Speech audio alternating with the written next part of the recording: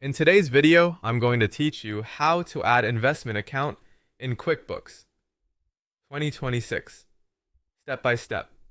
By the end, you'll know how to set up the account, optionally connect your brokerage, record common investment activity, and check your reports with confidence. Start by opening your chart of accounts.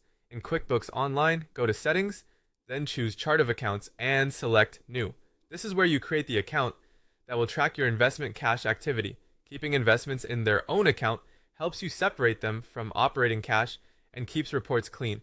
Next, enter the account details. For account type, choose Other Current Asset when the funds are expected to be used within a year, or Other Asset if this is a long-term holding such as a retirement account. For detail type, pick Investment or Brokerage account so QuickBooks classifies it correctly. Give the account a clear, specific name, something like a brokerage name, or the type of account, so you can easily identify it later. You can add an optional description to note what's held in the account. Then enter the current balance from your latest statement and set the opening balance date carefully. That date establishes the starting point for tracking. Using the statement's ending balance and date helps avoid duplicate or missing activity. If you want QuickBooks to bring in transactions automatically, you can connect your bank or broker. Go to Banking, choose Add Account, search for your brokerage, and sign in securely. When connected, QuickBooks can import dividends, interest, transfers, and buy or sell activity. If direct connections aren't supported, you can manually upload statements in CSV, OFX, or QBO format instead. Now, let's talk about recording investment transactions.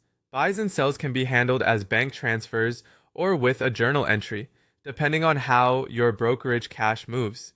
Dividends are recorded as a bank deposit categorized to dividend income. Interest is also a bank deposit categorized to interest income.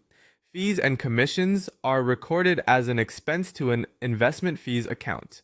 Transfers simply move money between accounts using the transfer option. Always choose the correct category so your reports stay accurate.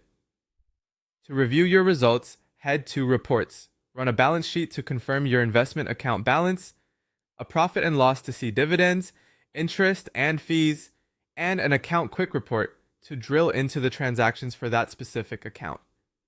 A few best practices for 2026. Create separate accounts for each brokerage, enter opening balances exactly, categorize transactions consistently, reconcile monthly to your brokerage statements, and consider using tags to track portfolios or strategies. If something doesn't look right, pause and review before moving on to keep your data reliable.